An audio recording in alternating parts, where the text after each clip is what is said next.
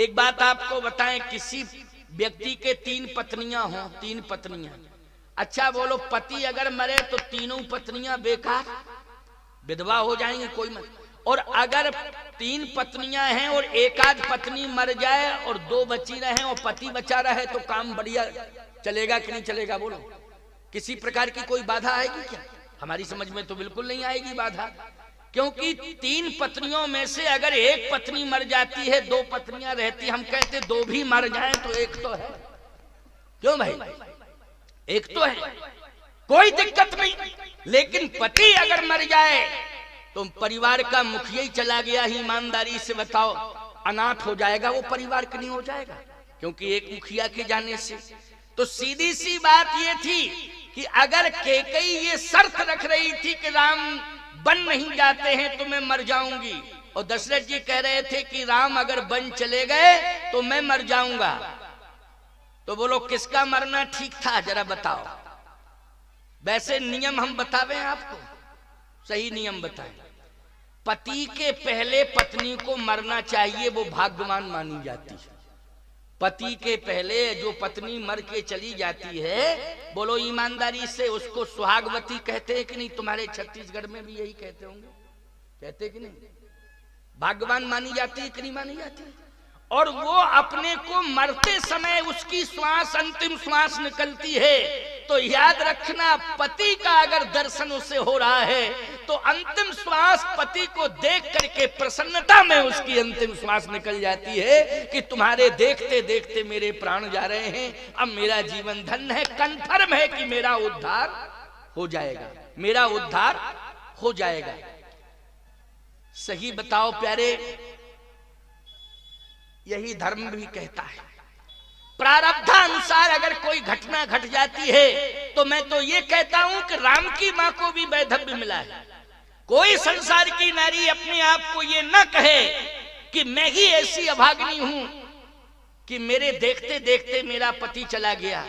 तो मैं तो कहता हूं कैकेयी की बात छोड़ो, कौशल्या जैसी महान तपस्विनी जिसने अनंत वर्षों तक तपस्या की है, निर्गुण ब्रह्म को सगुण बना करके अपनी गोदी का लाल बना लिया है, ऐसी कौशल्या को भी वैधव्य लेना पड़ा कि नहीं लेना पड़ा? बोलो, जो ब्रह्म की मां है, जो राम की मां है, बोलो उसे भी वैधव्य लेना पड़ा कि नहीं?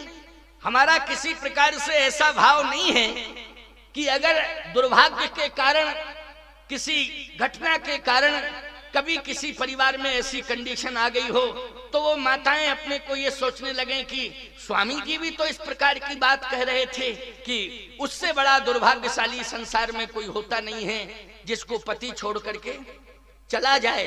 अरे मैं क्या कह रहा हूं, जिसको पति छोड़ के चला जाता है वह पत्नी स्वयं कहती है कि मेरे समान संसार में कोई अभागी नहीं है। बोलो कहती है कि नहीं कहती है? मेरे समान संसार में कोई अभागी नहीं है, मेरे समान संसार में कोई दुर्भाग्यशाली नहीं है, ये तो स्वयं वो ही कहती है प्यारे। लेकिन सत्य तो ये है कि दोनों में से अगर ये कंडीशन आ जाए, मान लीजिए धर्म संकट की बात बता रहा हूं, पति पत्नी दोनों हों और मौत आए और मौत कहे एक को ले जाएंगे एक को छोड़ जाएंगे, दोनों में से हम आए हैं लेने के लिए, लेकिन एक पति पत्नी के बीच में मौत खड़ी है, समझ लेना, हम उदाहरण दे रहे हैं, समझ लेना, बस समझो समझो, नहीं समझो तो अपने घर चले जाना, क्या दिक्कत है, हमको तो बताना है, समझाना है। पति पत्नी के बीच में मौत खड़ी हो, मौत, और वो मौत कहे कि हम खड़े तो दोनों के बीच में हैं, लेकिन पति पत्नी में से एक को ले जाएंगे, अब आपस में निर्णय कर लो कि कौन जाने को तैयार, कौन जाने को तैयार। तो बोलो सबसे पहले पत्नी को कहना चाहिए कि नहीं, पति को छोड़ दो मैं जा रही हूं, हमारी समझ में। अब वो बात अलग है, क्या कहती क्या नहीं कहती उसके मूड पर है नहीं, लेकिन सही बात तो ये है कि पत्नी को ये कहना चाहिए मौत से कि मौत मेरे पति को हाथ मत लगाना, मैं जाने को तैयार हूं, मुझे ले चल। बोलो ललकार के कहना चाहिए कि नहीं कहना चाहिए? और पत्नी कहीं ये कह तो संदेह पाया जाएगा, नहीं संदेह पाया जाएगा कि नहीं पाया जाएगा, इस प्रकार की भाषा बोले। एक बार मेरे सामने एक व्यक्ति रोता हुआ आया, बोले महाराज महाराज महाराज महाराज। हमने क्या बात है? बोलो पत्नी को समझा दो मेरी, नहीं तो मैं आत्महत्या कर लूंगा। हमने कहा अरे ये तो बहुत खतरनाक बात है। उसकी पत्नी भी पीछे से आई। मैंने कहा कि पति अगर आत्महत्या करेगा तो पाप तुझे लगेगा कि नहीं, और तू विधवा हो जाएगी, तेरा जीवन बेकार है। ऐसी परिस्थिति पति के सामने क्यों पैदा कर रही है कि ये आत्महत्या करने को तैयार है? बात क्या है? मैंने उससे पूछा पति से, मैंने कहा क्या बात है, मरने के लिए तू तैयार है, बात क्या है? उसने कहा महाराज जी सही बात बता दूं, शाम को हम दुकान से आते हैं व्यापार करके और खोपड़ी खराब करती है। तो हमने कहा क्या खोपड़ी खराब करती है, पैसा वैसा मांगती होगी, कितना कमा ले आके? ये नहीं, ये कहती है कि तुम झूठ बोल के धंधा मत करो, झूठ बोल के धंधा मत करो। हमने कहा बात तो सही कहती है भाई, अगर ये पत्नी कहती है कि झूठ का धंधा मत करो, झूठ का धंधा मत करो, झूठ का, तो बात तो सही कह रही है। अब ऐसे में बोलो हम किसका पक्ष लें? ये कहें कि झूठ बोल तू इसका समर्थन कर, ऐसा तो हम कह नहीं सकते, क्योंकि सत्य और असत्य की व्याख्या चल रही है ना इस मंच पर। किसकी व्याख्या हो रही है? सत्य और असत्य की। तो कहे रोज खोपड़ी खराब करती है कि झूठ का धंधा मत करो, झूठ का धंधा मत करो, झूठ क्यों बोलते हो? हमने कहा बात तो सही है। तो उसने कहा स्वामी जी हम अकारण में झूठ नहीं बोलते हैं, धंधे में कोई कारण आ जाता है तो झूठ का आधार ले लेते हैं, कोई कारण आ जाता है तो आधार ले लेते हैं। यदि ये यही चाहती है तो धंधा चौपट हो जाए, आज के बाद हम झूठ बोलेंगे ही नहीं, आज के बाद नहीं, धंधा चौपट हो जाए। अगर ये पीछे ही पड़ी है, हम तो बाल बच्चों के लिए कर रहे थे, अगर इसको ऐसा ही लगता है तो धंधा भले ही चौपट हो जाए, लेकिन हम बिल्कुल नहीं बोलेंगे झूठ। लेकिन स्वामी जी इससे भी कह दो ये भी झूठ ना बोले। तो मैंने कहा कि तू झूठ बोलती है क्या? कहे मैं बिल्कुल नहीं बोलती हूँ झूठ, कभी नहीं बोला मैंने झूठ। पति बोला अगर कह दूं तो? हाँ बता दो।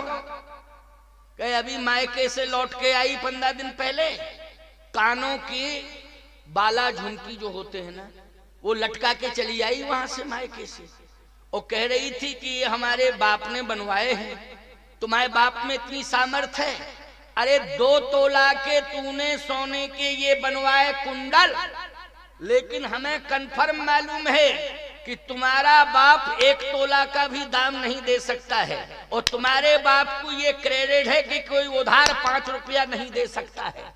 ना दुकानदार उधार करेगा सुनार, और ना कोई व्यापारी तुम्हारे बाप को उधार देगा। लेकिन हम जानते हैं कि खर्च के नाम पर मुझसे पैसा लिया, उसी में बचा बचा के रुपया इकट्ठा किया और मायके गई सोने के बनवा के आ गई के बाप ने दिया। ये झूठ बोलती है कि सही?